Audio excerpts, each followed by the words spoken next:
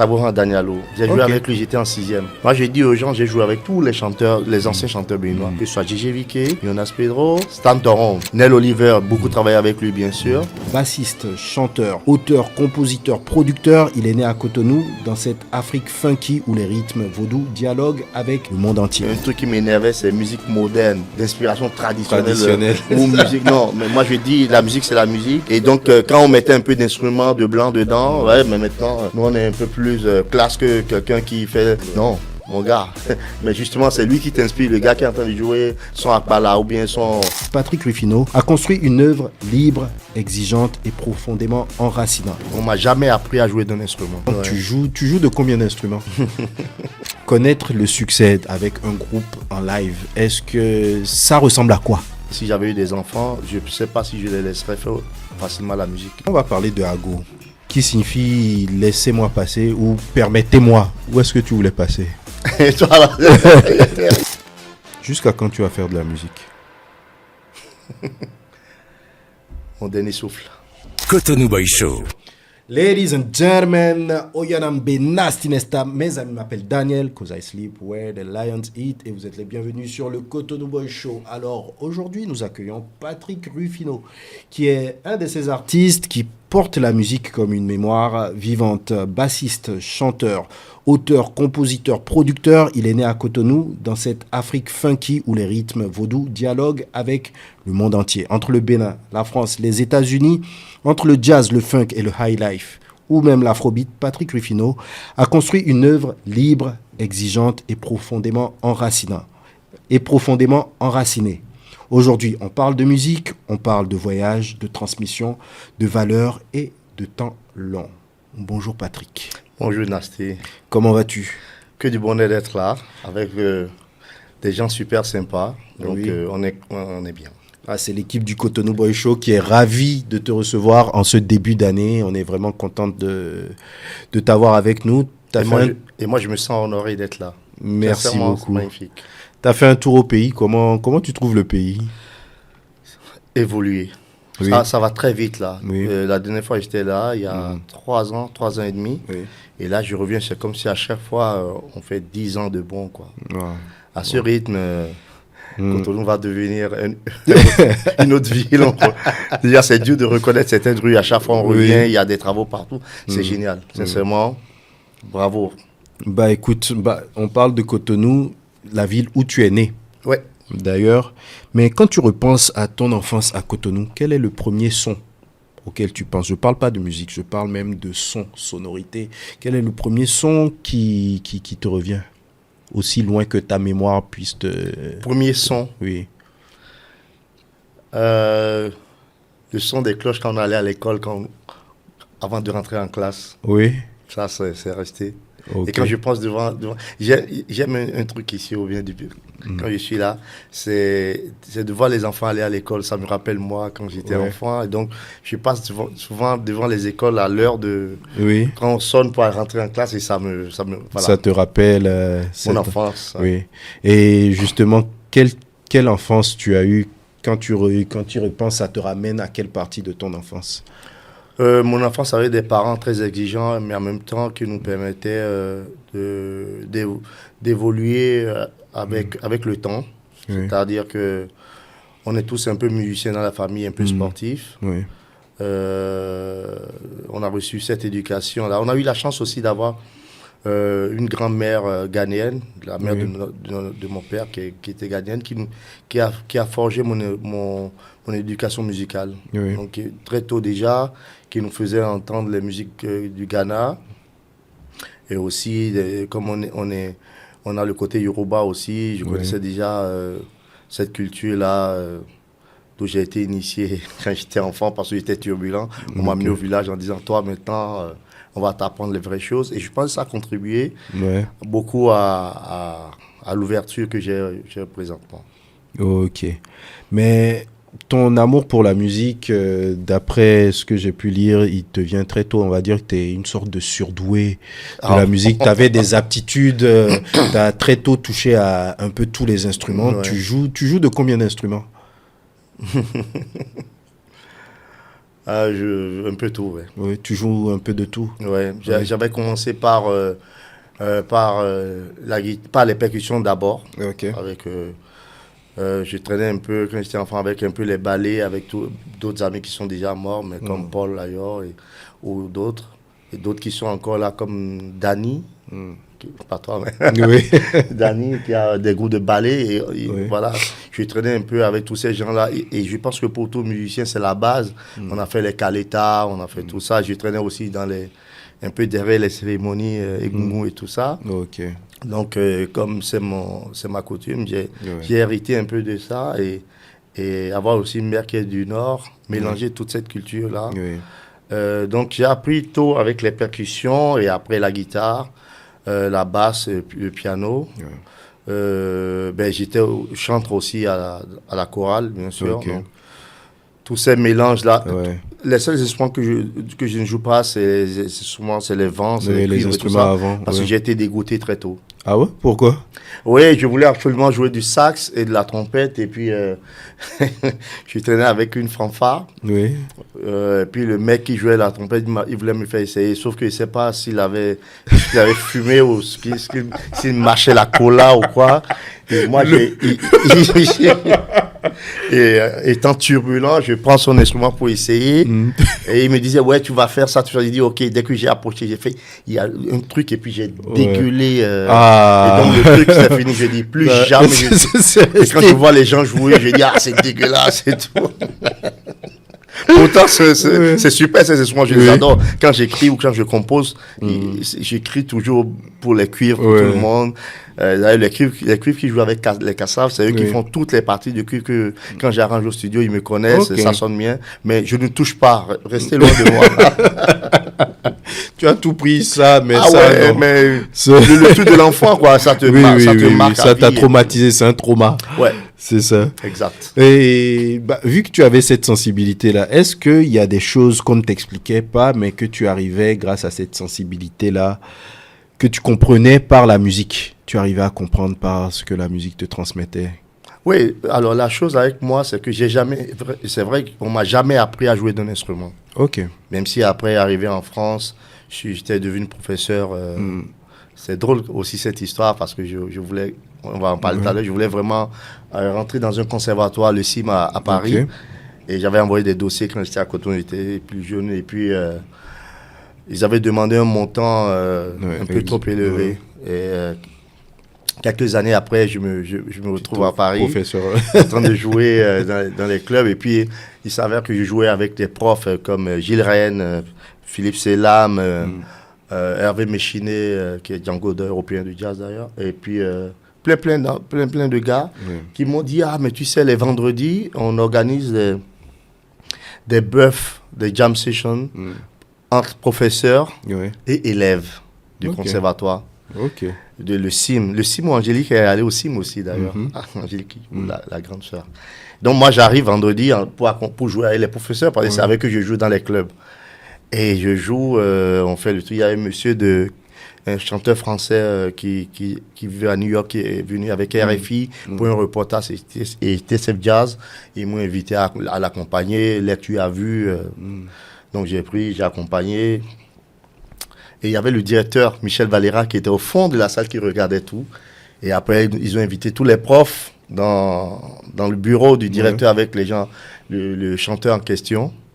Et puis, moi, j'attendais à il dit, non, mais les profs, là, tu es avec nous, viens.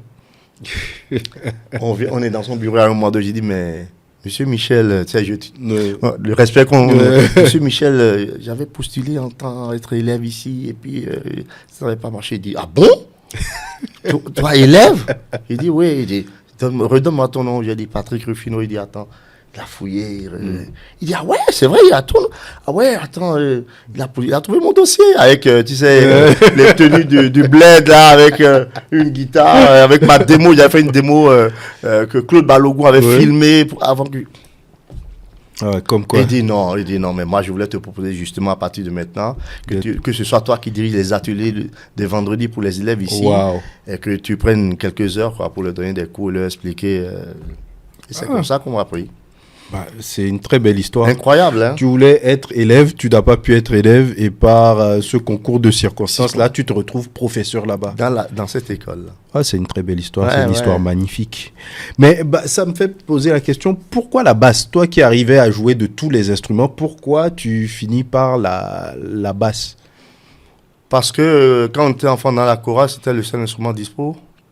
Ok, c'est Mais comme ça que aussi, ça aussi, arrive. aussi, je l'aimais. Parce qu'on était dans une chorale où mon grand frère Maxence jouait de la batterie, Fabrice, l'aîné, il jouait le clavier, comment on appelle ça, le mélodica aussi, et il jouait un peu de guitare. Il y avait d'autres amis qui jouaient tous les instruments. Donc moi, j'étais le laissé pour compte, j'étais dans les chantres, là, on fait les chœurs, Jésus revient parmi les tiens.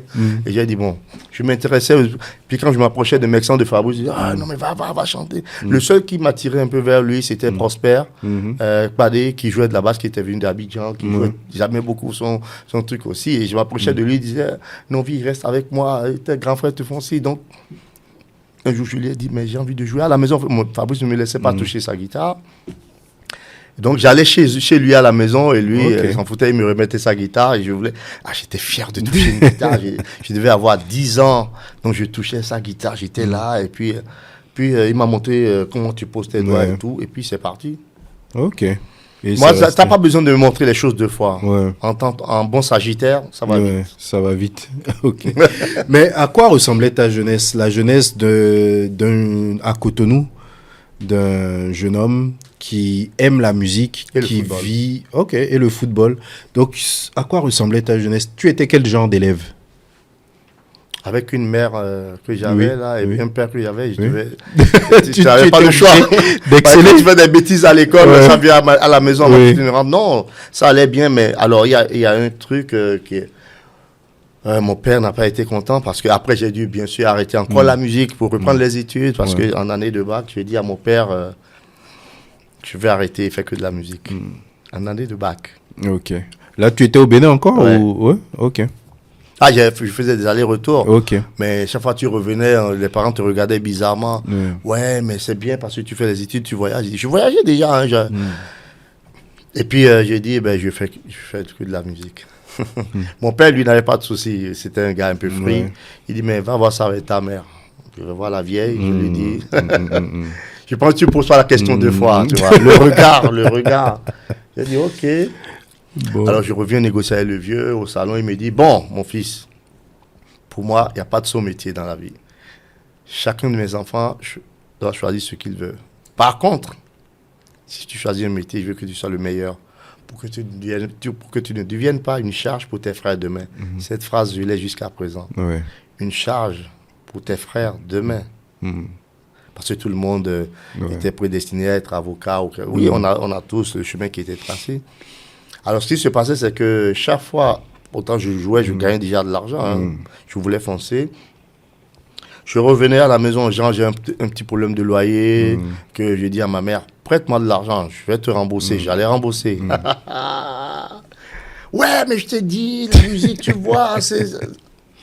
Pourtant, j'étais qu'un gamin qui avait pris son indépendance. Alors, hein, c'était toujours ça, la petite guéguerre. Et un jour, j'ai dû arrêter pendant 3 ans. Je n'avais pas arrêté vraiment, mais j'avais arrêté de continuer à jouer dans les clubs. Pendant 3 ans pour faire des études d'entrepreneuriat et de tout ça avec un pauvre canadien, une école. Et puis, j'ai eu mon diplôme. Je suis venu montrer. Je me rappelle Oscar Kidjo, père son âme. C'était mon complice. Oscar a dit, maintenant, c'est bon. Ah, tu as le diplôme, maintenant, tu vois. J'ai rangé, je crois que le diplôme est resté avec Oscar. Moi, j'ai dit, bon, maintenant, je peux continuer ma musique. Comme c'est la même famille, tu vois. On allait toucher les Kidjo pour montrer que... sacrée histoire à l'époque. Hein. Oui. Ça n'a pas été simple. Mais donc, tu avais une adolescence entre la musique, le football... Et les études. Et les études, oui. Et bon, comme tout gamin, quoi. Comme tout gamin issu d'une famille sérieuse. Oui. Avec des parents qui voulaient... un bon avenir pour les enfants. Moi, je dis toujours, par exemple, si j'avais eu des enfants, je ne sais pas si je les laisserais faire facilement la musique. Oui. Bah, en plus, c'est marrant, c'est une des dernières questions de l'interview. Mais vu que tu abordes le sujet, je te pose, est-ce que tu conseillerais à tes enfants de faire de la musique? Ou est-ce que tu les encouragerais sur cette voie-là? Que la musique? Oui. Non. Ouais. Pourquoi? Ils choisiront s'ils veulent, mais pour l'instant, il faut avoir une base. La preuve, j'ai eu une base. Je ne remercierai jamais assez mes parents. Mais il y a des gens que je connais aussi qui n'ont pas eu de base, mais qui sont très doués. Charlie Parker n'est jamais allé à l'école. Il ne savait même pas écrire ni lire. Mais c'est lui qui a créé le jazz des temps modernes que tout le monde a envie de jouer. Tout ce qu'il composait dans sa tête, la nuit, il allait rêver Dizzy Gillespie, lui qui avait une vie bien rangée avec sa femme. Dizzy, j'ai une idée, il faut que tu viennes écrire. Donc Dizzy venait écrire les trucs, et malgré ça, c'est pareil. Paco Seri, il n'est jamais allé à l'école, mais c'est l'un des plus grands batteurs au monde. Il y a des gens comme ça, mais nous, on vient d'Afrique, et je pense que autant avoir plusieurs cordes à son arc. Moi, je dis ça là-bas, je tourne, j'arrange, j'ai le studio, je donne des cours. Voilà, on est obligé de... Tu as ton économie qui te permet tu as structuré ton business. Oui, parce que sinon, moi, je dis toujours aux gens, à Paris, moi, je paye 2 loyers. Ok. J'habite dans le 10e et j'ai mon studio dans le 18e. Les deux, c'est dans Paris. Et quand la fin du mois arrive, personne ne m'aide à payer mes loyers. En plus de ça, j'ai créé ma structure de production. J'ai créé ici. Et tu sais ce que c'est. Hein. La France, ça te pompe financièrement. Donc, donc, je suis obligé de me battre. C'est vrai, je travaille beaucoup. Je dors pas, je dors peu. Mais... de quoi à défaut, d'où mes parents avaient raison de me dire aussi d'avoir une autre corde. Donc, j'ai fait des études d'entrepreneuriat qui me permettent aussi d'entreprendre, de faire des choses. Voilà. Ok. Tu quittes le Bénin très tôt. Mais pourquoi? Qu'est-ce qui a motivé ce départ? Et quand je dis très tôt, c'était quel âge? L'envie de réussir. L'envie de réussir parce que j'étais très jeune. Et tous les groupes dans lesquels je jouais ici, il y avait que des gens beaucoup plus âgés que moi. Même le groupe FAC que j'avais monté, tout le monde était plus âgé que moi. Pourtant, c'est moi qui l'avais monté. Et je me battais beaucoup pour que tout évolue, mais j'étais incompris. Et à un moment donné, je me disais que peut-être que si j'allais ailleurs, jouer, qu'on verrait plus, qu'on va plus considérer ce que je fais. C'est surtout ça. Et arrivé... à Abidjan, j'ai vu que, ah ouais, petit truc. Au Ghana, c'était pareil. Après, j'ai dit, autant monter plus loin. À Paris, j'y allais pas pour les mêmes raisons, bien sûr, mais là, je viens en tant que professionnel, même si j'étais vraiment jeune. Puis j'ai réussi. Tu avais quel âge quand... On ne demande pas l'âge d'un artiste. C'est comme on ne demande pas l'âge des femmes. Je ne demande pas quel est ton âge aujourd'hui, je demande à l'époque, quand tu quittes le Bénin pour aller jouer, tu avais quel âge? 19-20 ans. 19-20 ans. Oui. Et puis, voilà, s'imposer, c'était pas évident, quoi. Oui. Et voilà. Quand tu arrives, tu as parlé d'Abidjan, tu as parlé du Ghana, mais je vais plutôt parler d'Occident. Quand tu arrives, tu as fait la France, tu as fait les États-Unis. Quel est le premier choc culturel que tu as eu à affronter, musicalement ou humainement? Aucun choc. Aucun choc? Non, j'ai été toujours un guerrier. Non. Au contraire, j'étais pas venu pour... c'est des anecdotes quand je raconte souvent, les gens... c'est mieux que ceux de là-bas racontent ce que je leur ai fait quand je suis arrivé. J'étais prêt, en fait. Oui, j'étais prêt. En y allant, tu étais prêt? Je suis toujours prêt. Ouais. Musicalement, je suis toujours prêt. Ouais. En fait, je ne venais pas pour faire cadeau aux gens. Je me rappelle d'une histoire quand je jouais au foot, on était enfant, je devais avoir 10 à 11 ans. J'étais le petit partout qui faisait chier au football, tout le monde. Je dis aux gens toujours, je joue mieux au foot qu'à la musique. Ils ne croient pas. Donc, ils diront, ouais, parce que j'étais très technique. Ouais. Et on me louait des fois pour jouer pour d'autres équipes. Okay. Il y avait l'équipe du quartier de John Acadus, là, sur la terre rouge, là. Et il y avait des compétitions. Et moi, il y a une équipe qui m'avait demandé de venir jouer pour eux. Et donc, les gars, ils savaient que, voilà, Pat, la menace arrive. Johnny raconte ça jusqu'à maintenant. Alors les gars, ils avaient préparé le coup. Ils m'ont confié un gars. John, tu te rappelles de son gars, de ce nom-là tout le temps. John a quasi dit ça, il dit pas tout, t'avais confié un gars. Le gars là, c'est-à-dire, le gars m'a tellement tapé sans ballon. C'est-à-dire, même quand j'avais pas de ballon, le gars, il m'a tellement tapé qu'il était sorti du match. Patrick, il fera rien aujourd'hui. Le gars, même sans ballon. Il te taclait. Ah non, mais le gars, il me ramassait, quoi. Je me retrouvais, je me dis, mais mal. Et j'étais sorti du match. Donc, c'est des anecdotes. Ouais. Non, donc, j'étais prêt. Et en fait, c'est ça, justement. C'était cet état d'esprit de challenge. J'étais parti pour ça. Donc, c'est pas la peine. Voilà, je m'étais préparé. Tu étais prêt pour tout ce qui musicalement, tout ce qui techniquement. arrivait. J'étais arrivé pour le challenge. Ouais. Et Mais- moi, n'importe où j'arrive, c'est plus. Même aux États-Unis, c'était pareil. Ouais. Mais avant de partir, tu as dit quelque chose qui m'interpellait. Tu m'as dit que tous les groupes dans lesquels tu jouais ici, tu étais le plus jeune, donc tu devais prouver à chaque fois où tu n'arrivais pas à te faire entendre. Non, oui, c'est ça. C'est-à-dire que après, j'ai compris. J'ai compris pourquoi ils étaient comme ça. En fait, c'est des gens, même une fois, on avait voyagé d'ici pour aller en Suède à l'époque. J'étais encore plus jeune et je regardais leur comportement à eux. Mais c'est moi, eux, ils avaient déjà des enfants ici. Ils avaient des attaches. Ils n'avaient pas forcément envie de se blesser comme les jeunes disent aujourd'hui, c'est-à-dire se blesser. Moi, je voulais affronter les choses, je voulais sortir, mais quand on était n'importe où, je voulais aller voir s'il n'y avait pas des musiciens qui jouent là, qui jamment là. On arrivait, eux, ils arrivaient, ils voulaient rester à l'hôtel, tranquille, manger. Moi, je voulais sortir. Excuse-moi, j'étais gamin, draguer toutes les filles, faire la fiesta jusqu'au matin. Voilà, aller dans les magasins de musique surtout, j'achetais, même là quand je rentrais, ils disaient, ah ouais, mais tu achètes déjà des pédales. On dit, mais tant aux autres là, qu'est-ce que tu achetais comme pédale? J'ai dit, mais il y a tellement longtemps, mais je voulais tout acheter, je voulais tout avoir. J'étais le premier à revenir avec une basse 5 cordes, une 6 cordes à l'époque, parce que je voulais ça. Dans ma chambre déjà, j'avais un piano électrique. Et je m'exerçais. En fait, Tu avais la folie de la jeunesse et tu étais d'aller vite, trop vieux. Non, mais je les comprends parce que pendant que moi je voulais faire ça, eux ils avaient des bouches à nourrir aussi. Moi je ne voulais plus. C'est d'où est né le groupe phare. Moi je ne voulais pas accompagner. Je voulais plus accompagner des artistes. Regarde quel âge j'avais déjà au temps du groupe phare. Je ne voulais plus accompagner des artistes. J'ai dit je monte un groupe. Parce que je voyais ces gens de groupes-là en France, comme Ultramarine, comme Sixon, comme d'autres groupes, et comme Halam au Sénégal. C'est pas des groupes qui accompagnaient les artistes, c'est des groupes qui se suffisaient à eux-mêmes, qui eux-mêmes produisaient leur musique. Leur musique, j'avais envie qu'on valorise la musique. Et il y avait Awana à Abidjan. Je voulais qu'on crée un groupe pour valoriser la musique béninoise, faire comme on a des tradis modernes à l'époque. Mais eux, ils étaient pas dans. Je comprends. Moi, ils étaient ils voulaient toucher leur gombo. Et puis... Oui, et puis d'ailleurs, ça a créé même souvent des zizanies parmi nous parce que je disais des fois, ok, quand on appelait le groupe FA par exemple pour accompagner des artistes et que le groupe FA devait jouer aussi, moi, je dis, trouvez un bassiste pour accompagner les artistes. Vous ne portez pas les tenues. Donc déjà, imagine-toi, moi plus jeune que soit en train de leur dire ça, tu connais ici, il dit, vous ne portez pas nos tenues. Vous portez ce que vous voulez, vous accompagnez les artistes. Et quand on annonce le groupe phare, c'est un vrai lead, un groupe lead qui vient. On porte nos tenues, on fait notre entrée sur scène. Et là, j'ai mon micro, je chante et je joue.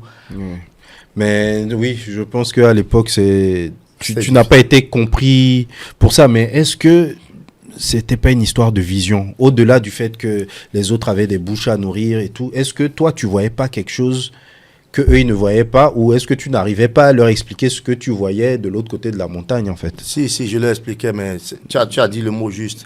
C'était pour une question de vision aussi. Moi, la vision on n'était pas sur les mêmes visions. Je pense que, mais je les comprends, je les ai compris après. Aujourd'hui, on est plus jeune, donc je suis pas vieux, mais je dis, je crache souvent les vérités parce que j'avais été l'objet de réunions à RFI avec l'Odyssia, Bella Boé, Benson Diakité, tout le staff. Après un des concerts qu'on avait fait ici, j'ai été reçu à RFI, ils m'ont dit, ouais, mais tu as une âme de lead, fais ta carrière, mais quand je me disais, ouais, mais les gars au pays, et puis je revenais toujours, je me rappelle une fois, J'étais au baiser salé et puis il y a Richard Bonnat qui me voit de loin qui me dit toi là, quand on fait la musique on ne regarde pas derrière, tu es Richard et sa bouche là. Il dit quoi encore, qu'est-ce que j'ai fait? Il dit ouais, on est ici, tout le monde, Patrick, et chaque fois on te cherche, on dit ah il est retourné au bled. Il dit man, quand tu quittes le bled, tu traces, tu ne fais pas. Il y avait tout ça. Aussi le bassiste de Manu Dibango m'a dit ça. On ne s'est pas vu, Papa Noël paix à son âme. Ils sont ici et puis je viens à l'hôtel. Il dit mais qu'est-ce que tu fais là? Tu joues aussi dans le festival? Il dit non, je suis là depuis 1 an. Il dit Patrick, tu t'es cherché. Et Manu était là, c'est pas Manu m'appelle toujours le cracheur. Manu dit mais on t'a cherché pour ma tournée pendant longtemps. Il est où Patrick? Donc des coups comme ça, à un moment donné, j'ai dit ok stop, je reviens plus. Ouais, tout droit. Je raterais trop d'opportunités là-bas et ici aussi. Oui. J'étais incompris ici. Et là-bas, dès que j'essaie d'avancer un peu, les gens me cherchent, je ne suis plus là. Je reviens. Et ici, quand tu reviens, les autres ne sont pas contents de toi. Tu prends du temps à relancer la machine. Et puis après, c'était un picon, quoi. Avec du recul, cette décision-là d'aller tout droit, tu penses que si c'était à refaire, tu le ferais plus tôt? Merci. Ouais. J'aurais dû prendre plus tôt cette décision, mais je ne sais pas, en fait. Je pense que les choses, on a vécu les choses et on ne peut pas revenir en arrière. Mais c'est vrai que, vu les opportunités que j'ai eues, où de gros labels avaient mis un gars même à ma disposition, Christophe Gachette, un grand arrangeur. J'allais chez lui à Paris, là. Le gars, je venais chez lui, enfant de riche, quoi, qui avait un studio à la maison. Déjà à l'époque, je venais, il me disait, ouais, il m'arrangeait mes trucs, alors que je faisais des arrangements aussi. Et les claudiciens ont dit, non, laisse-toi aller, laisse-le, parce que lui, ses parents sont bien, il a des connexions. J'ai laissé tout.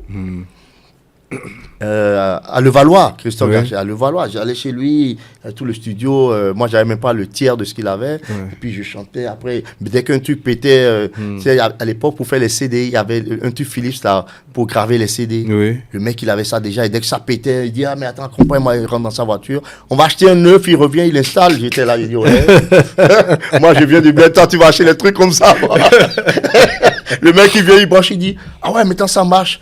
Et il y a plein de trucs, genre un truc qui pète, il dit, mais tu envoies ça aux gars au Bénin, ils vont te réparer ça. Mais justement, à cette époque, tu as connu donc la grande époque de ce qu'on appelait la world music, parce que bon, c'est mort aujourd'hui. C'est mort aujourd'hui. Comment est-ce que les musiciens africains étaient regardés? Parce qu'aujourd'hui, avec du recul, on a l'impression que cette appellation de world music, c'était une appellation en gris fourre-tout. Où quand on ne savait pas où classer une musique, on mettait dedans. Quand on trouvait quelque chose d'un peu exotique ou qui sonnait différemment, on foutait ça dedans. Comment est-ce que les musiciens africains étaient regardés sur la scène occidentale? Tu as dit le mot juste en temps, exotique. Même jusqu'à présent, hein. Même, ils n'ont pas vraiment ouvert la porte. Hein. Il y a des gens qui ont tout fait pour que cela s'impose. Je vois toute la guerre qu'on fait à ma petite sœur Aya Nakamura. Sincèrement, on a beau dire on aime ou on n'aime pas, c'est la number one. Il y a les Maître Gims, il y a une autre génération aujourd'hui qui s'impose dans ce registre-là où ils ne voulaient pas qu'on vienne. Parce que soit tu faisais de la world et comme ça on te classe un peu noir au banlieusard, où tu fais du rap un peu et puis c'est connoté un peu le truc. En temps, j'ai vu qu'ils ont essayé même en temps de prendre plein de jeunes qui font des filles qui font un peu le style Aya Nakamura. Il y a plein de trucs qui essaient de sortir. Même des petites blanches. Hein, je vois M6 qui passe, mais ça ne tient pas longtemps. Parce que c'est pas à eux. Et donc, ça a été toujours connoté un peu comme ça, ce truc-là de cliché un peu où on nous peint comme un tableau. Et puis, un autre tableau, c'est tout blanc. Et puis, nous, on vient un peu pour colorer et puis on nous retire. Comme l'a dit Salif Keita, quand on lui pose la question que pensez-vous de la world music, il dit ouais mais la world music et les autres musiques ne font pas partie du monde parce que world music c'est musique du monde, et les autres ils ne font pas partie de la musique du monde. Donc pour moi c'est tu avais donné la réponse dans ta question, c'était nickel. Alors là on va faire un petit jeu. Tu vas me dire quel artiste, quel instrument ou quel style musical t'a appris la liberté? Ah ouais, m'a appris la liberté. Oui. Tu me donneras des indices ou c'est à moi de... Non, c'est à toi, soit un artiste, soit un instrument, soit un style musical. Des gens qui ont révolutionné, par Oui. exemple. Oui, si tu veux. Quel artiste pour toi ou quel instrument symbolise la liberté? Ou quel style musical? L'instrument qui symbolise la liberté, c'est la voix. Ouais. La voix, c'est l'instrument numéro 1. De toute façon, Ouais. j'ai dit à tout le monde, dès qu'il y a une voix qui chante, c'est vous qui est habillé derrière. Ouais. Donc, c'est ce qu'on attend le plus. Ouais. Que ce soit dans le rap, chanter, ou même la poésie, Ouais. tout ce qui est voix, dès que ça sort. Ouais, c'est la première. C'est dans la Bible, on a dit ça. Au départ, c'était la parole. Au Au commencement, c'était la parole. Ouais, ouais. Ok. Donc, encore une fois, quel artiste, quel instrument ou quel style musical pour toi symbolise la discipline? La discipline, Oui. il y en a plusieurs. Oui.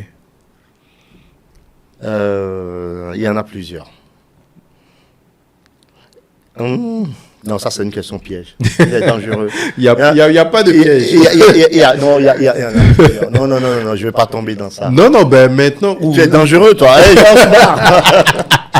là, il commence à corser la question. Là. Non, parce que je dirais... Est-ce qu'on veut parler de rigueur Oui. ou de liberté? Non, on a parlé de liberté, tu as parlé de la voix.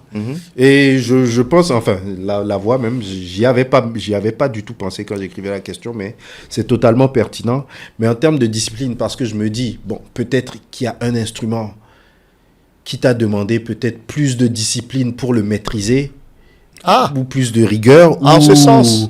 un artiste qui t'a inspiré ça à travers ce que tu as pu voir de lui, vu que tu as travaillé, tu as collaboré avec beaucoup d'artistes, tu as accompagné beaucoup d'artistes, tu as arrangé pour beaucoup d'artistes. Peut-être qu'il y en a un particulièrement qui t'a bien inspiré sûr. ça. Bien sûr. Ou un style musical, quand tu l'écoutes, tu te dis, oui, ça, il faut être discipliné pour arriver à être à ce niveau-là. Sabourant Danialo. J'ai joué avec lui, j'étais en 6e.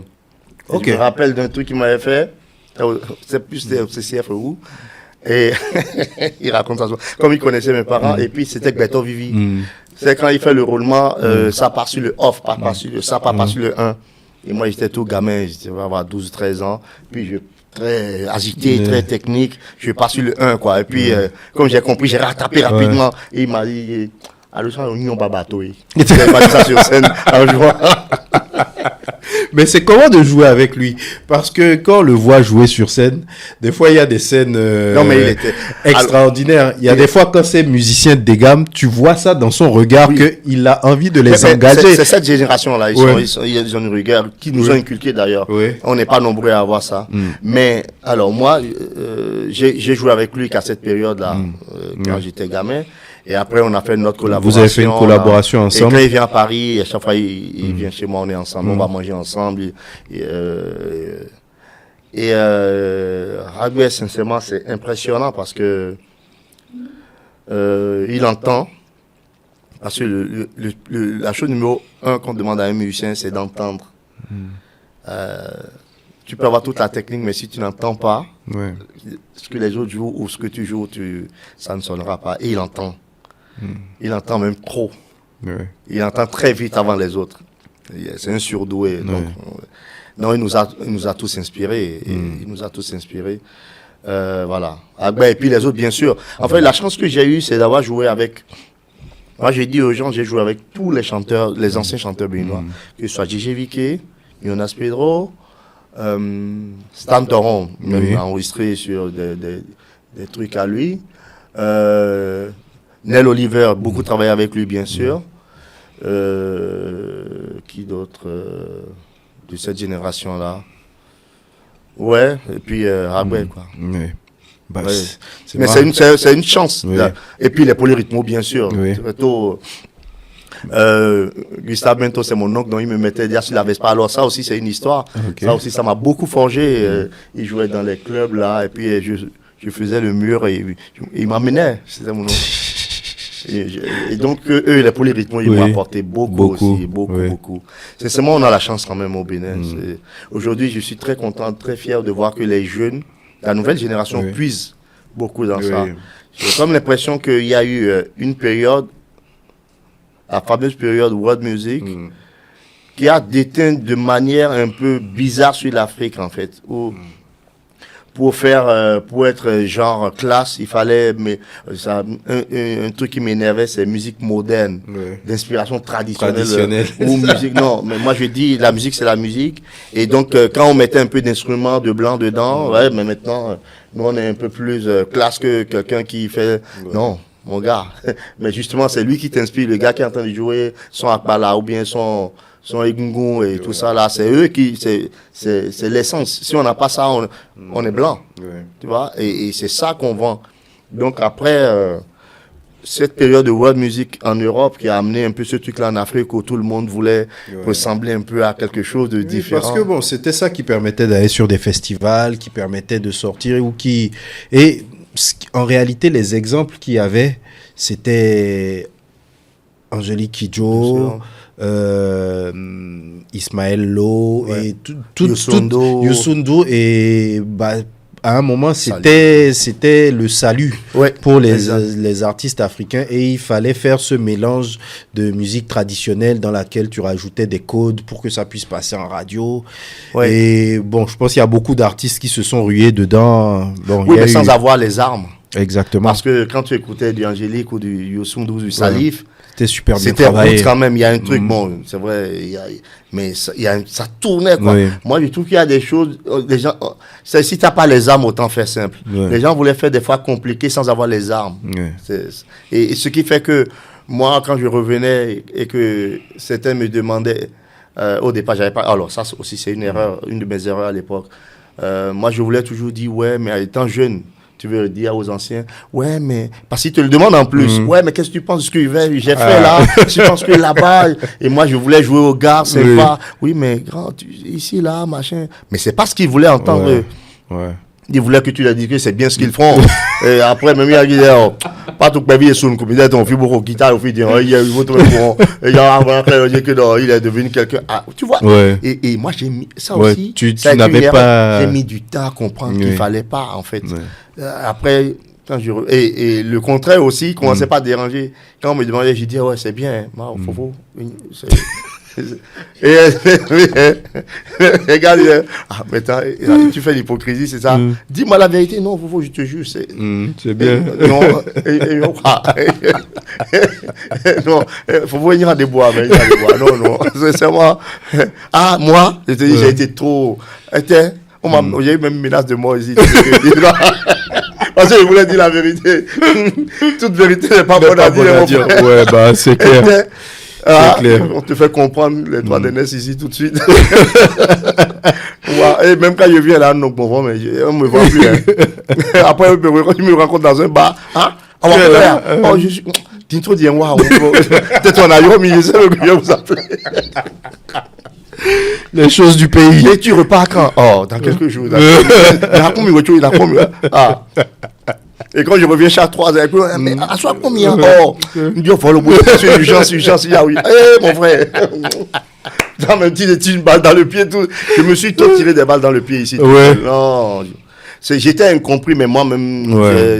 Tu as compris pourquoi tu étais incompris. Ouais, j'ai compris pourquoi j'étais incompris. Tu vois, c'est comme le boss aujourd'hui, tu vois, il va très vite. Il y a certains qui ne le comprennent pas. Il va très vite. Et voilà, moi je comprends le boss. Parce que je le comprends. Il veut bien faire les choses, il veut aller vite parce que le temps passe. On peut pas faire d'omelette sans casser les œufs et puis le temps passe. Donc lui il n'a pas le temps de rien. Non, il regarde mais pas derrière. Sinon le pays n'avancera pas. Maintenant, il faut que les autres arrivent à suivre. Et une gosse, c'est mis, j'ai dit, même tu vas pouvoir aller plus vite que les aiment bientôt. Mais écoute, tout à l'heure, tu nous as dit que la qualité, première qualité d'un artiste, c'était de savoir entendre. Ok. Donc, quel artiste, quel instrument ou quel style musical t'a appris le silence ou t'a appris l'écoute? Mais tu peux plus dire, ouais, on a déjà utilisé cette réponse-là. Non, si. Donc. Non, ça je l'ai toujours eu, l'écoute. Écoute, c'est quelque Et chose. ça, c'est un truc justement que j'ai appris de ma grand-mère, de notre grand-mère ghanéenne et Ok. aussi de notre père. C'est-à-dire qu'elle nous faisait écouter de la musique, Fafa et moi, quand on était enfant, avec toute la famille, hein, Fabrice, tout le monde. On écoutait les Rambless, on écoutait les King Sonny Adé, les Fela, et elle nous faisait, et comme elle parlait déjà toutes les langues et qu'on essayait de parler avec elle, que ce soit Yoruba, le fond, les langues du Ghana, elle attirait notre attention en disant, ah, tu as vu comment les gens la jouent là, et puis on chantait ça un peu, et puis elle nous disait, ah, tu as là.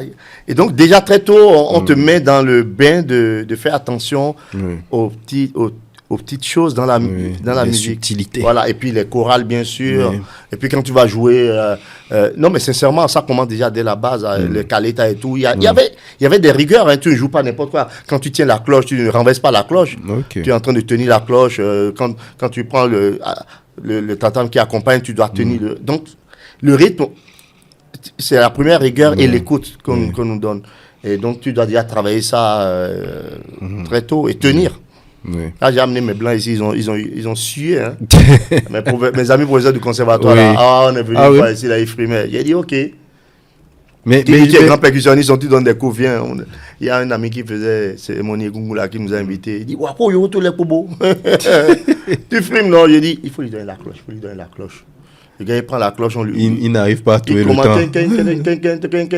Il voit bien. Quand le deuxième tatam rentre, il ne sait plus où il habite. Le troisième, j'ai dit, tu n'arrêtes pas. J'ai dit, si tu arrêtes, j'ai dit, c'est toi la base de tout.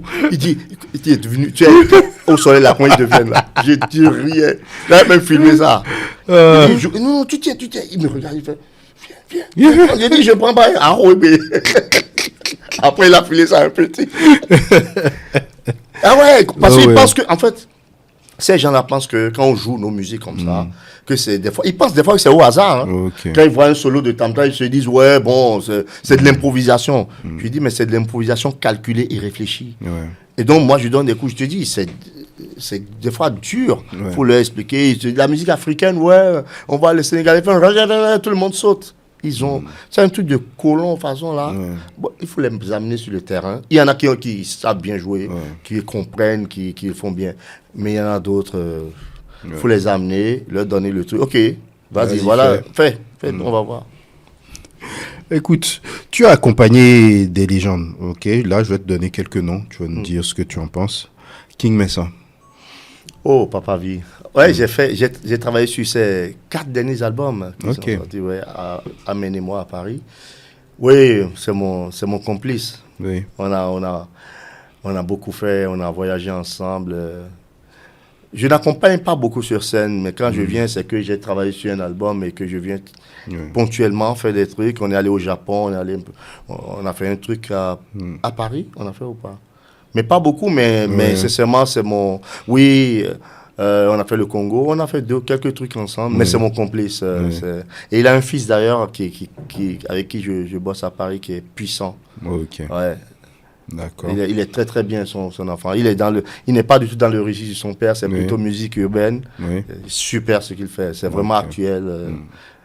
Mais justement, même par rapport à cette question, est-ce que tu trouves que dans la musique, les fils qui reprennent le même style que leurs parents, généralement ça marche pas. Hein? Ouais, parce que... Ah, il y en a, ça marche. Quand tu prends les Kouti, ça marche. Oh, bon, oui. Ça, c'est... Oui, ouais, oui, quand tu prends oui. les frères Kouti, ça marche. Bon, les Marley aussi. Les Marley aussi. Mais les petits-fils Kouti commencent à changer. Le fils de Femi, par exemple, il commence pas à changer un peu. Le fils de Tony Allen, il est passé complètement dans le rap. Il est complètement dans le rap. Il a même un festival de rap à Lagos. Mais les fils d'eux, il n'y en a pas beaucoup qui ont pris le fils du gars de Aragon de Cuba. Là.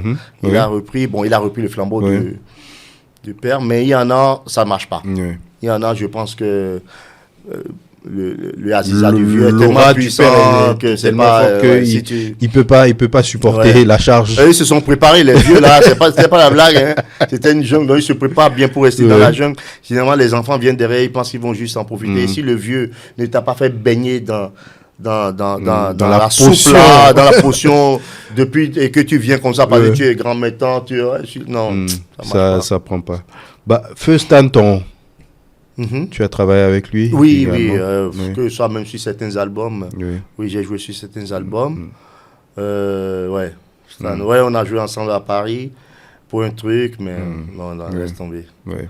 C'était un phénomène aussi. Hein. Oui, Ouais. il avait beaucoup de talent. Ouais. Oui. Oui. Et justement, par rapport à Stanton, la question que j'ai envie de te poser, il était venu avec le Chunk System, il avait Révolutionné. créé un mouvement, créé cette sonorité-là, travaillé.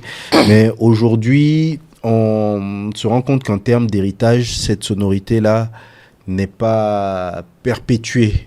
On va dire que la sonorité meurt avec son auteur. Son créateur. Oui. En termes de transmission, comment est-ce que toi tu vois les choses? Parce que c'est une partie de notre culture qui va mourir comme ça. Non.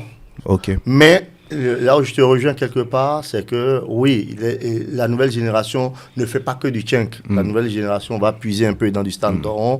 Moi, par exemple, dans mon nouvel album, il y a des morceaux, c'est complètement du chunk, mais bon, à ma manière. Je pense que chacun va puiser là où il faut.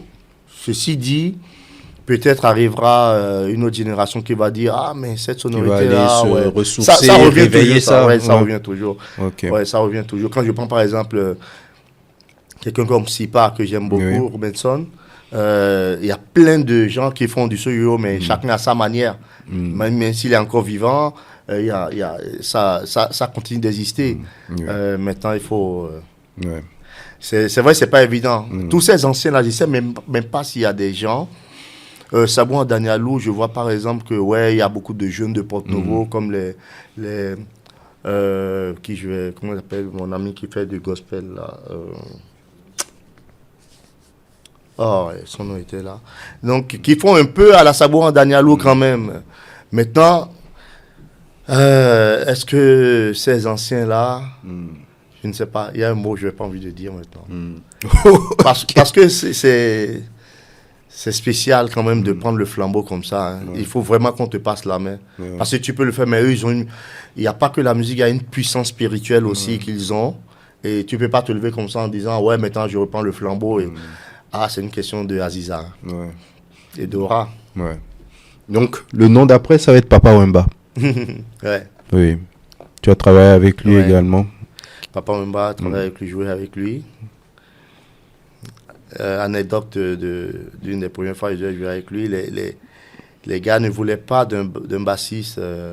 Les Congolais ne veulent plus d'un bassiste congolais. Oui. Et puis quand je suis arrivé, ils étaient en train de parler qu'en lingala. J'avais dit à Missy, Stino, je ne sais pas si c'est Dali Kimoko, Karim Madoka qui jouait. Il y a très longtemps. Hein. Puis à un moment donné, il a dit, ouais, mais depuis que le petit est là, vous êtes en train de parler qu'en lingala, vous dites que il n'est pas de chez nous et qu'il ne peut lui casser tout. Lui, j'adore il les a affichés comme vous dites qu'il ne peut pas jouer la musique de chez nous. Bon, c'était Karim Madoka. Il dit, Karim, envoie un C-Ben là, on va voir si le petit peut jouer. Il dit, là, vous êtes mort. Quand il a commencé, j'ai commencé là, un tout, deux tout, il dit, stop. Bon, à partir d'aujourd'hui là, le petit Rufino là, c'est mon bassiste. Ils avaient amené un bassiste qui était là, qui attendait. Il dit, votre bassiste là, il va jouer avec un autre. Et quelques années après, Fafa est devenu sa choriste. Et il se rappelle de toutes les histoires. Il racontait ça à maman. La dernière fois quand on était en Allemagne, j'étais allé pour un festival. Fafa jouait avec Papa Wemba. Et il racontait ça. Il disait, Oui. Et le nom d'après, ça allait être Fafa, justement. Ma soeur. Ta soeur. Oui. Là, je travaille beaucoup avec elle au studio. Ouais. Oui. Beaucoup. Je fais souvent des pré-arrangements avec elle ou certains arrangements qui sortent. Et puis, ça sort après. Elle va travailler des fois avec Jean Lamotte ou d'autres. Ouais. Oui. Qu'est-ce que tu penses d'elle objectivement? Rien à dire. En oubliant que c'est ta sœur. Fafa, oui. Une grande bosseuse. Très grande bosseuse. Vraiment très grande bosseuse. Toujours inspirée. Et puis une très belle voix. Oui. Okay. Elle mériterait d'être plus haut que ça. Ok, d'accord. Bah écoute, Danton, merci beaucoup de t'être prêté à ce jeu. On va revenir sur ton parcours où, après tes aventures internationales, je vais dire, tu fondes le groupe FA à un moment. qu'est-ce qui a motivé? Tu nous as un peu expliqué ça, tu as devancé, tu vois, tu devances mon questionnaire. Donc, C'est parce que je suis à l'aise. Oui. Sinon, généralement, je reste là et puis on me pose des questions, je réponds. Tu joues à la diva, là, et puis tu dis, ouais, vas-y, tu changes même de voix. Ouais, vous comprenez. Mais quand tu es à la maison, c'est pas pareil. Ah, ça fait plaisir. Donc, tu fondes le groupe FA. Ok. Avec mon cousin Gabin Assoramou. Ok, d'accord. Parce que tu avais cette volonté-là d'avoir un groupe lead qui puisse s'exprimer tout seul en son propre nom, un peu comme les Polyrythmo, comme les grands groupes. C'était un peu ça la vision.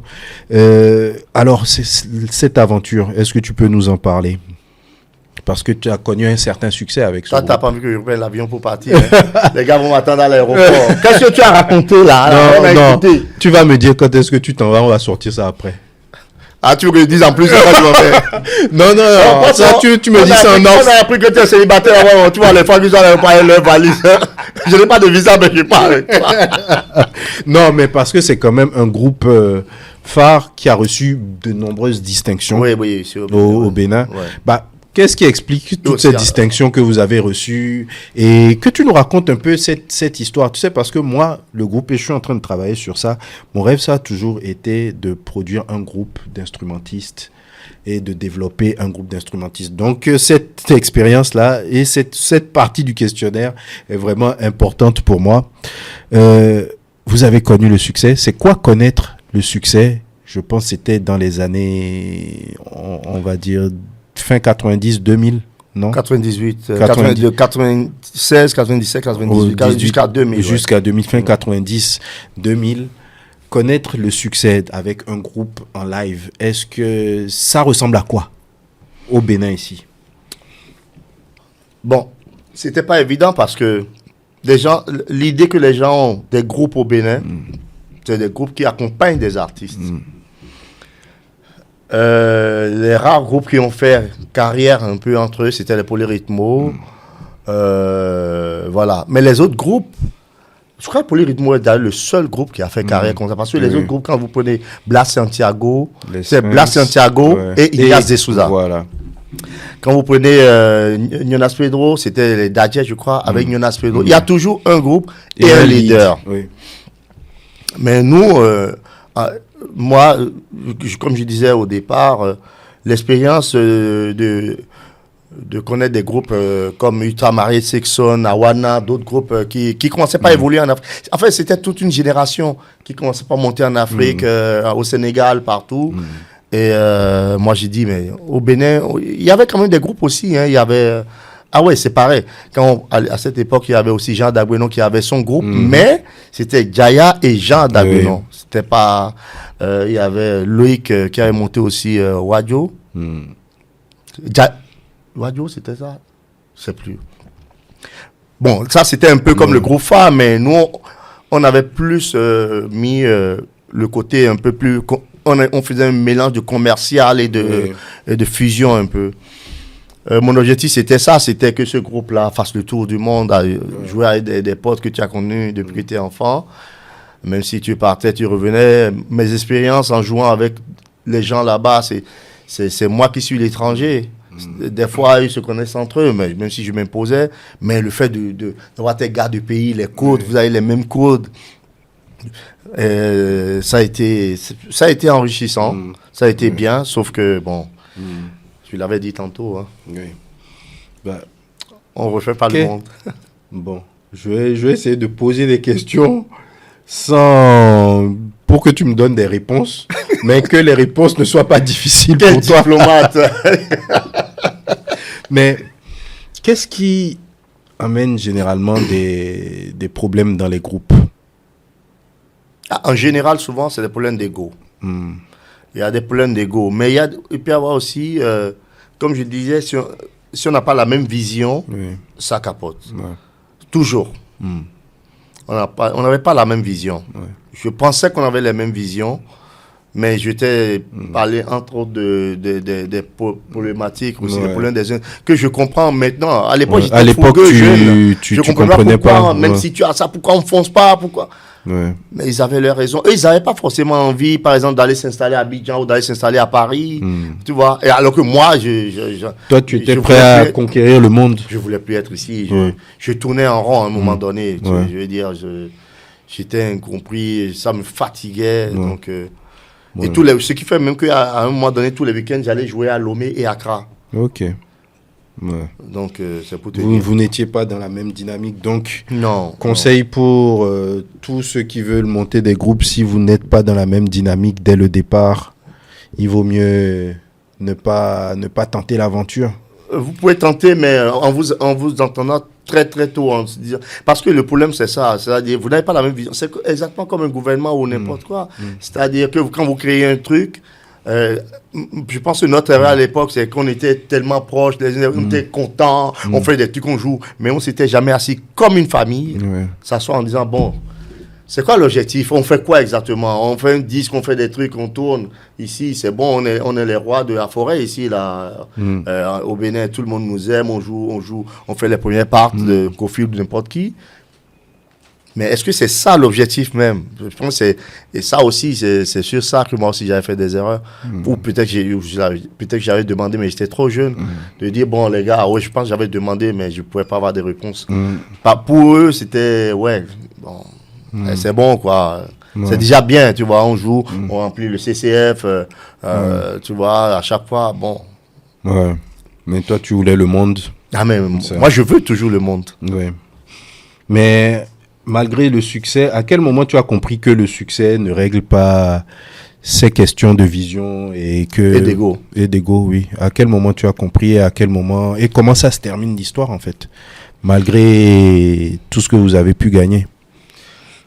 À quel moment? Oui, justement, c'est parce que moi, je faisais toujours des allers-retours entre la France, les États-Unis et ici.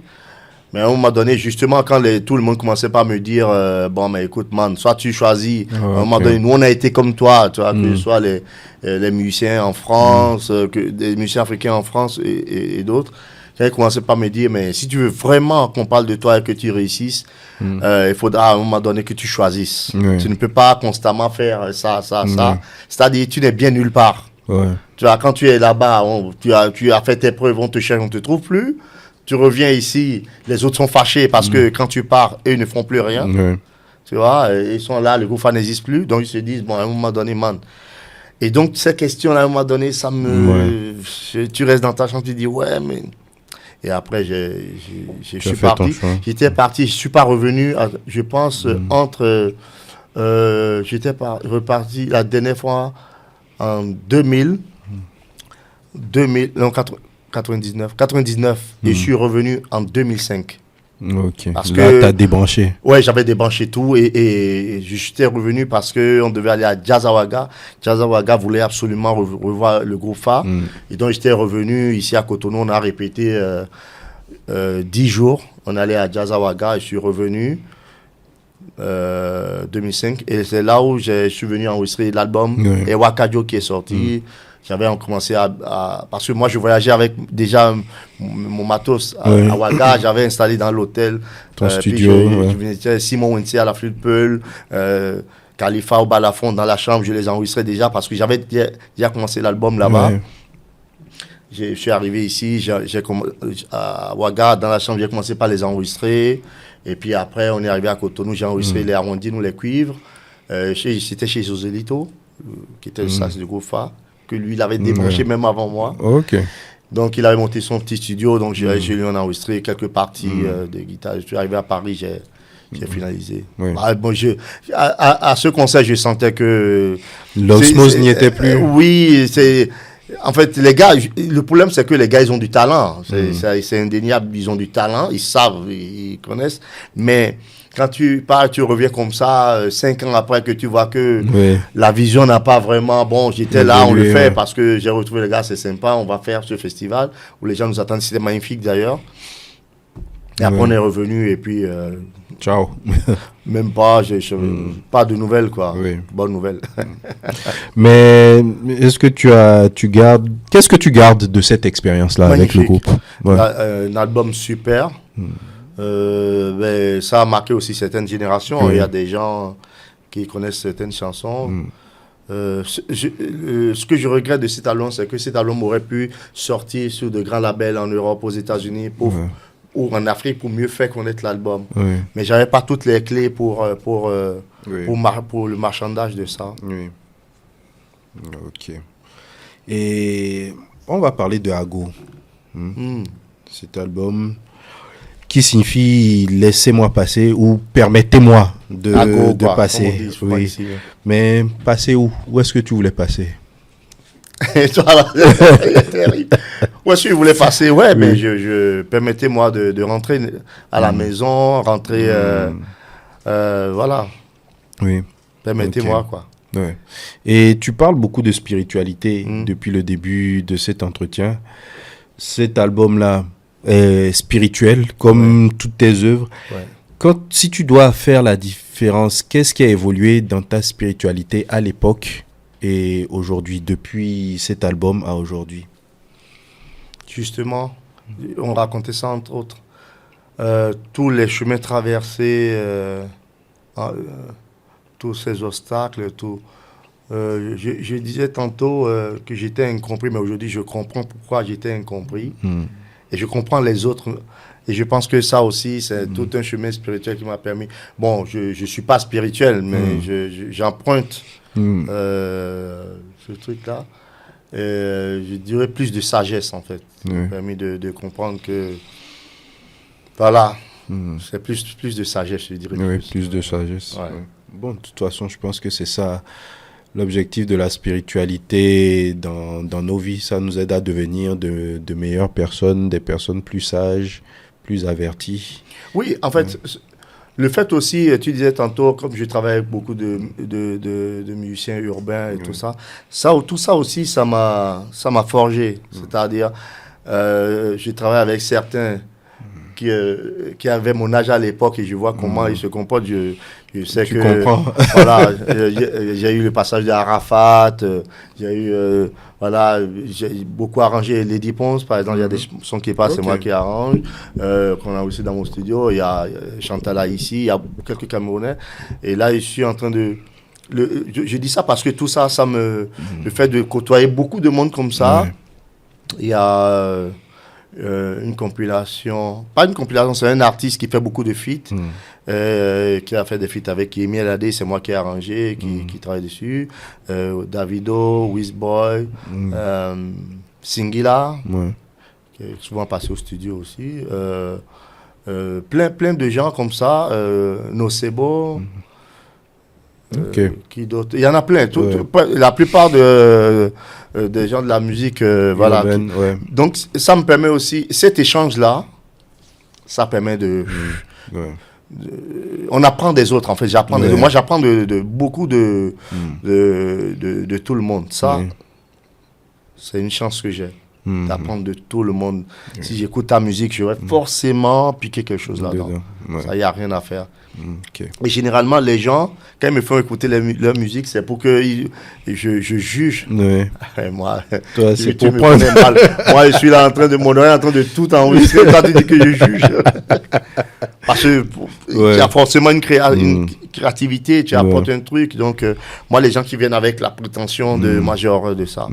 Et le mec avec qui je travaille justement par rapport à tous ces artistes-là, il m'aime beaucoup pour ça parce qu'il dit, Patrick, tous les trucs qu'on envoie d'Afrique, où le son est mal fait, les prises de son sont bad et tout, je ne critique jamais. Je peux dire, oh bro, il doit faire attention à ça, mais je vais me battre pour essayer de récupérer le truc.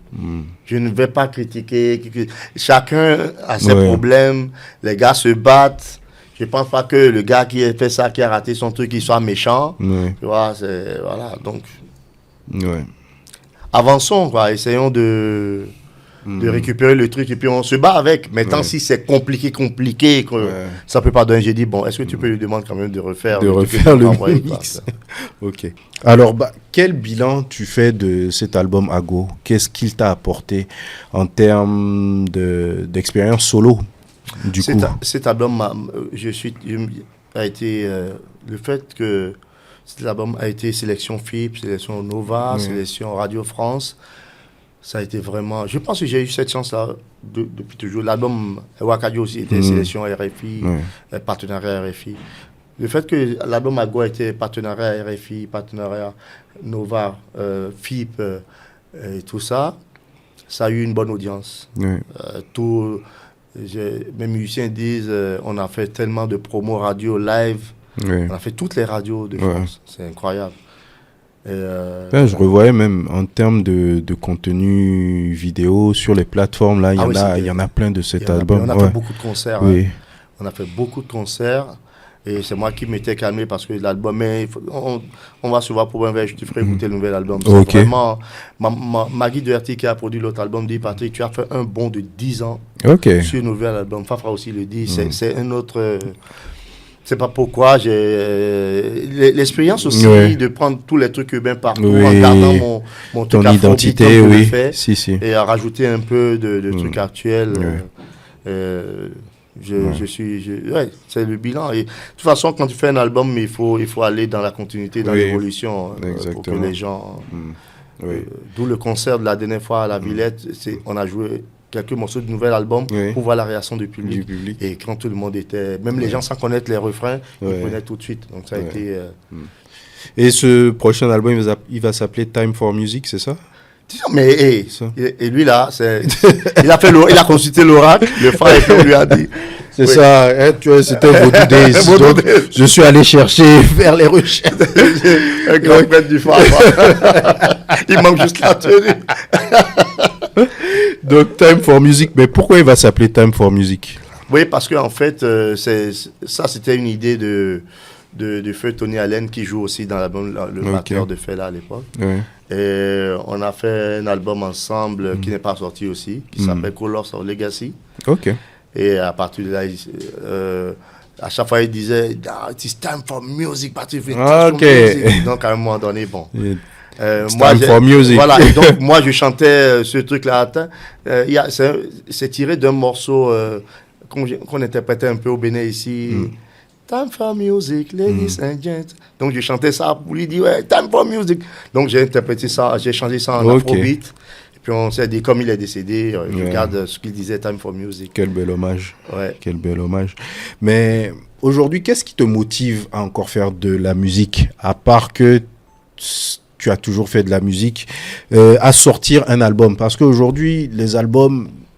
Le modèle des albums est mort, on va dire. Aujourd'hui, c'est plus des singles. Les gens, ils n'ont pas le temps pour écouter des longs formats. Exact. Mais tu es vraiment ancré dans le milieu. Tu fais de l'arrangement, tu fais de la composition. Donc, tu es conscient de tout ça. Qu'est-ce qui te motive quand même à sortir un album? L'album aujourd'hui est un passeport pour tourner, pour faire des festivals. Les gens qui pensent qu'ils font des albums...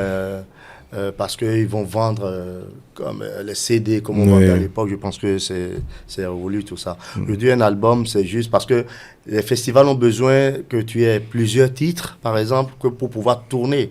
Pour pouvoir même... pour pouvoir faire un certain temps de show. Voilà, tenir une scène d'1 heure ou 45 minutes, il faut que tu aies un maximum de musique. Bon, donc aujourd'hui, l'album, ça sert à ça. Qu'on voit que le mec, il a... Plus personne ne presse 45 000 CD qui vont sortir. Aujourd'hui, tu fais 2000, la moitié te permet déjà d'envoyer dans des festivals, à des tourneurs. Il y a des gens, j'ai remarqué, il y a des gens qui continuent d'écouter par exemple des CD dans leur voiture, ils sont tourneurs, ils vont te dire, moi je préfère tranquillement, pour connaître ta musique, je mets dans ma voiture et puis je roule, comme ça il écoute ta... Voilà. Moi, à mon bureau, par exemple, ma collaboratrice, elle a encore son truc de CD à côté. Et l'attaché de presse, Simon Vessière, il a toujours son vieux lecteur CD qu'il met. Et il dit, il y a des radios qui continuent de demander des CD en France. Voilà. Donc, c'est pour ça. D'accord. Mais l'un n'empêche l'autre. Hein, bien sûr. Non, enfin, c'était pour que tu puisses dire ça et que ça puisse instruire ce que ça doit instruire également. Parce que de ta position dans la musique, la question d'après, ça va être comment tu es structuré, comment tu fais de l'argent dans la musique. Ça, tu veux que les impôts me poursuivent jusqu'en France? Non, ils vont pas regarder. Méchant, hein? Depuis toi, j'ai dit, pour la question pays, il est dangereux. C'est pour les gens du pays. Eux, ils vont pas regarder là-bas. Ne t'en fais pas. Attention, il y a le net aujourd'hui, même là-bas.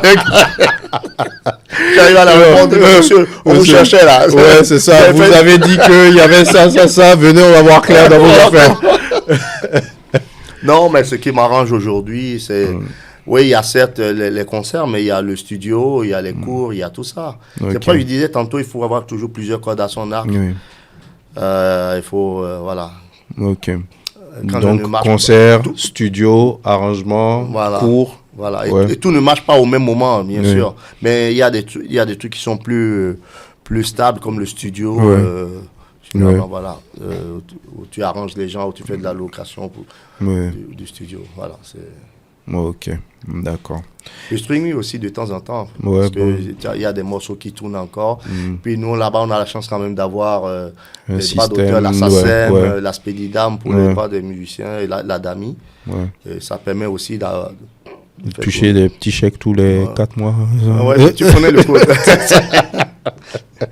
Je sais même pas, nous on touche presque rien ici.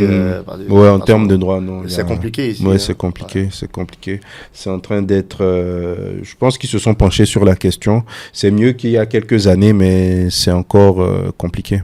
Ouais, parce que c'est quoi? C'est parce qu'ils n'avaient pas à contrôler, parce que les bars ne sont pas capables de payer vraiment.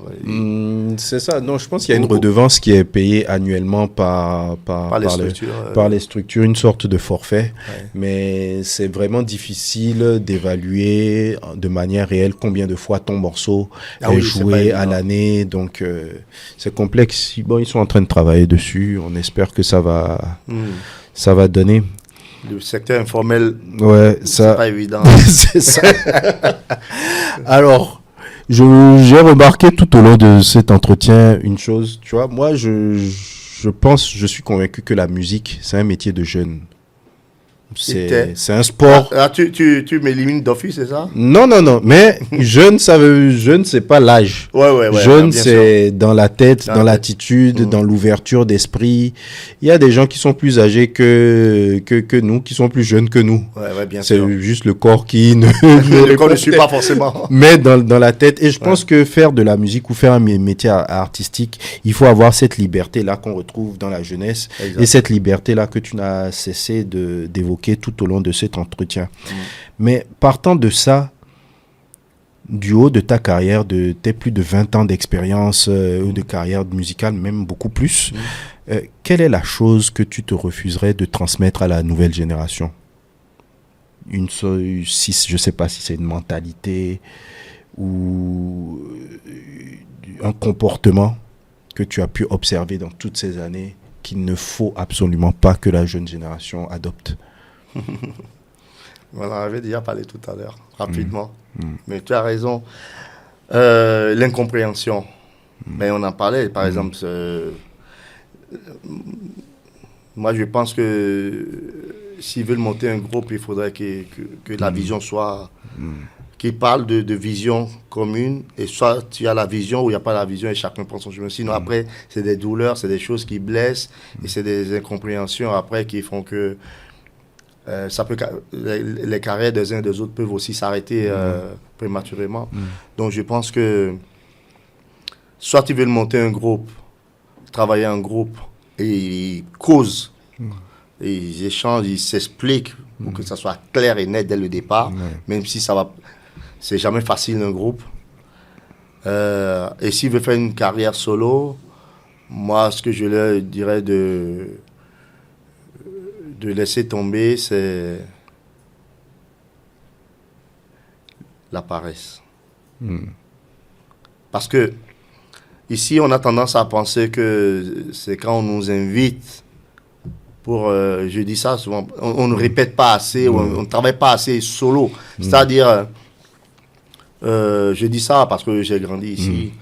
Non, par exemple, la musique, c'est un métier comme tout autre. Si tu es chanteur, tu te lèves, tu fais tes exercices tous les jours. Ouais.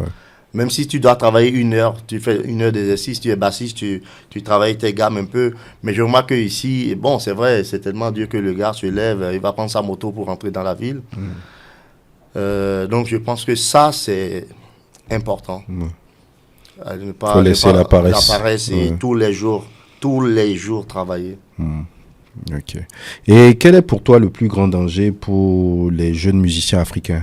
L'ignorance le manque d'informations sur comment est le métier de la musique en réalité, ou la précipitation, être trop pressé et faire les mauvais choix? L'ignorance et la non-information, ça, c'était ma génération, ça. Parce que nous, on n'avait pas accès à tout comme aujourd'hui. Aujourd'hui, les gens sont au courant de tout. Oh non, c'est même parce que l'information est libre. C'est là même que les gens ne vont pas chercher. Ah bon? Ah, Ici, oui. je trouve plutôt que avec les réseaux sociaux et tout ça, les gens ils sont plus au courant. En tout cas, par rapport à aller mon temps, chercher l'information est plus facile. Ils sont plus au courant des choses aujourd'hui que nous à l'époque. Plus facilement, je veux dire. Mais c'est vrai, ceci dit, une chose est d'avoir accès à l'information, une chose est de s'y intéresser. Ça, c'est... Je ne veux pas dire c'est un certain pays, je travaille avec eux et les jeunes. Je suis allé là-bas les aider à monter le studio et tout. Mais le problème, c'est que je suis là-bas, ils passent leur temps à regarder des conneries sur YouTube ou sur les réseaux. Et quand ils ont des problèmes dans le studio, en plus, on ne parle pas la même langue, ils t'envoient des vidéos en disant, regarde, je suis en train de faire ça, mais je suis bloqué sur le logiciel, là, comment faire? Mais man, tu as YouTube, tu vas taper, en plus, dans ta langue, tu vas voir tout de suite. Et moi, quand il me demande ça, moi, je vais sur YouTube, je vais chercher ça et je mets ça dans sa langue et je lui envoie le lien de la vidéo pour qu'il regarde. Mais tu vois, donc c'est tout ça là. Tu as l'information à portée de main, mais quand, en fait, c'est tellement dans leur tête. Quand il va sur Internet, lui, il sera pour regarder des clips et puis il est là. Voilà, c'est tout. Donc ça aussi, ça fait partie des dangers. Des trucs à changer.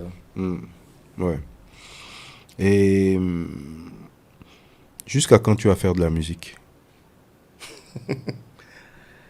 Mon dernier souffle. Oui. Jusqu'à mon dernier souffle. Je pense que même après, je continuerai à faire la musique. Il y en a qui m'attendent là-haut. Là. J'ai plein de potes qui sont là-bas qui disent Adley, mon gars, on t'attend. Je dis attendez, je suis pas pressé de venir. Je reste là un peu. Ok, on arrive à la dernière question de l'entretien.